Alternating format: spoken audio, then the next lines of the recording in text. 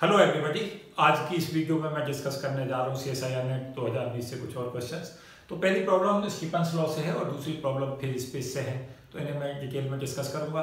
तो पहली प्रॉब्लम में the temperature of two perfectly black bodies are A and B, जो गिवन है वो 400 केल्विन और 200 केल्विन है।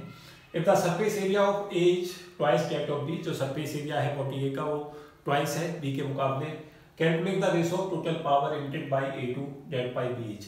तो पावर रेडिएटेड जो PA/PB है उसकी रेशो पूछी है। जो A है ब्लैक बॉडी उसकी पावर PA और जो ब्लैक बॉडी है B उसकी पावर PB है। तो P/PB पूछा है इसमें।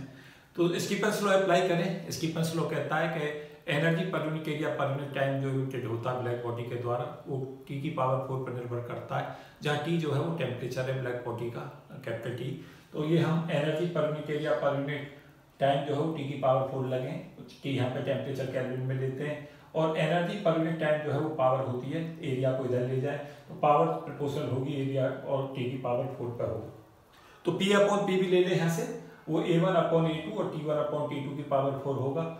A1 और A2 में जो A2 है वो A1/2 है, तो यहाँ से जो वैल्यू है वो ट्वाइस हो जाएगी, क्योंकि A2 को जब हम A1/2 करेंगे तो 2 पर जाएगा, ये आ जाएगा। T1 की जगह पर 400 रख दें, T2 की जगह पर 200 रख दें, तो 400/200 की पावर 4 होगा, और 4/100 से जब 200 को डिवाइड करेंगे तो 2 आएगा, तो 2 की पावर 4।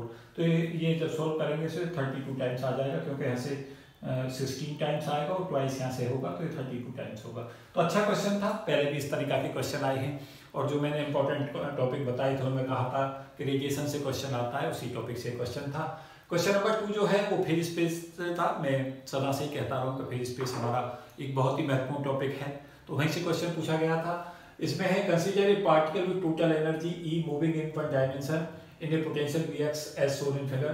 पोटेंशियल V में और X में मीन्स पोजिशन और पोटेंशियल में कर्व दे रखा था, और पूछा था कि बेस्ट रिप्रेजेंटेशन बताएं फेज स्पेस कर्व, इनमें से कौन सा होगा।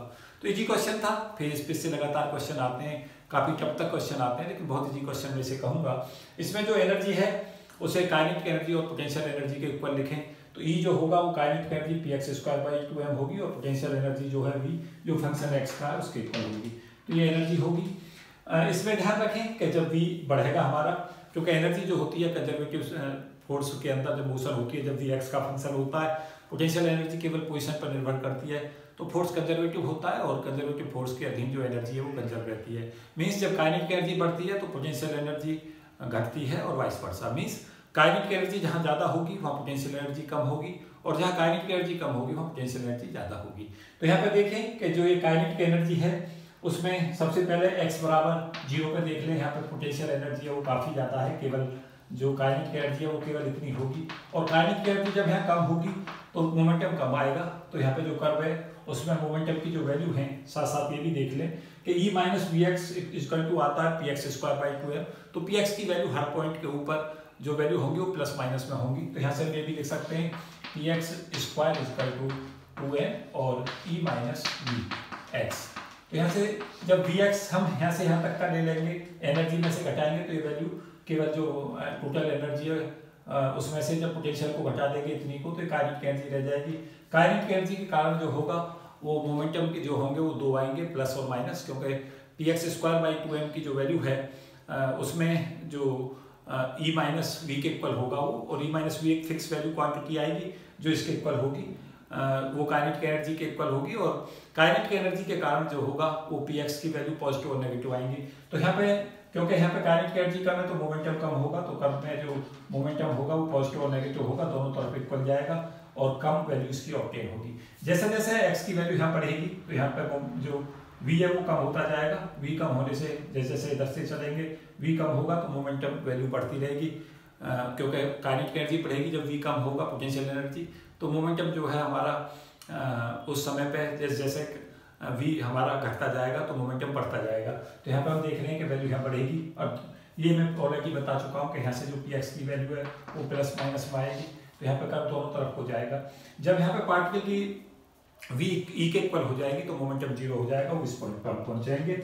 इसके साथ साथ जब हम लेफ्ट में चलेंगे तो V यहाँ पे जो डिक्रीज हुआ है, लेकिन इसके कंपेरेटिवली यहाँ भी बहुत कम घटा था तो मोमेंटम ज़्यादा आया था। यहाँ पे भी घटा है लेकिन कम घटा है यहाँ के मुकाबले। तो यहाँ पे भी क्या होगा कि मोमेंटम जो है वी की वैल्यू इतनी होगी तो वी मीन्स पोटेंशियल एनर्जी इतनी होगी तो काइनेटिक एनर्जी कंपैरेटिवली इस केस के मुकाबले यहाँ कम आएगी, मोमेंटम हमारा कम आएगा। लेकिन मोमेंटम जो है कम आने से जो कर्व है जो यहाँ पे ऊपर ज़्यादा तक गया था यहाँ पे वैल्यू कम देगा। जैसे जैसे इस इधर की तरफ जब पोटेंशियल एनर्जी जो होगी वो एनर्जी की तरफ बढ़ेगी, वी जब वी के इक्वल होगा लेफ्ट की तरफ, लेफ्ट से कर्व जब हम ले रहे हैं तब हमारा इस पर्टिकुलर पॉइंट पर जहाँ वी के इक्वल हो जाएगा वहाँ पे काइनेटिक एनर्जी जो होगी वो जीरो होगी, मोमेंटम जीरो हो जाएगा। तो ये पॉइंट हमें ऑब्टेन हो जाएगा। तो इस तरीका से हम इसे इजीली एक्सप्लेन कर सकते हैं। तो फर्स्ट आंसर इसका जो है वो एप्रोप्रिएट आंसर था फेज स्पेस का। इसमें मैंने एक्सप्लेन भी कर दिया है कि जहाँ वी ज़्यादा होता है वहाँ पे पी जो होता है वो लेस होता है और वाइस वर्सा होता है। साथ साथ एक पर्टिकुलर वैल्यू ऑफ वी के लिए जो मोमेंटम की वैल्यू वो पॉजिटिव नेगेटिव होती है, तो कर्व जो है वो दोनों तरफ को इक्वल जाएगा, जितना इधर जाएगा इतना ही ये नीचे जाएगा पॉजिटिव नेगेटिव में। यहाँ पे मुझे उम्मीद है कि इसे आप इजीली समझ पाएंगे और आगे भी ये क्वेश्चंस आते रहेंगे।